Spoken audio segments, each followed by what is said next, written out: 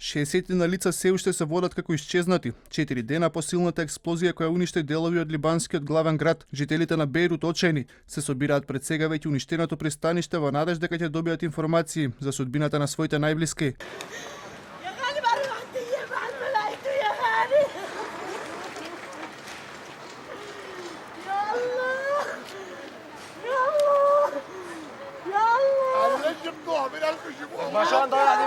Во потрагата по преживеани се вклучени голем број на меѓународни тимови, а Интерпол најави дека ќе испрати тим на експерти во Бејрут за да им помогне на либанските власти во истрагата за откривање на причините кои доведоа до катастрофалната експлозија.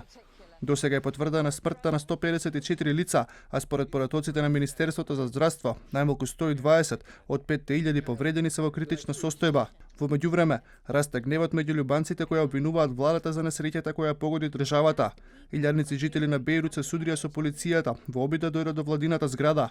Иако се уапсени 16 вработени во пристаништето во Бејрут, а неколку други лица биле сослушани од истражните органи.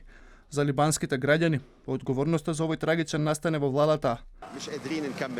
Не можеме веќе да продолжиме вака. Луѓето немаат пари, а мислам дека и државата не може да се соочи со ваква катастрофа. 50 години се бориме за слобода и за самостојност, но сето тоа беше залудно.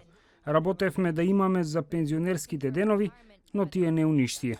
Поранешниот капетан на бродот каде што првично се наоѓал опасниот материјал, вели дека либанската влада била свесна за проблемот со кој се соочува, но и дека не презеле ништо за безбедно да ги дислоцираат 3 тони амониум нитрат.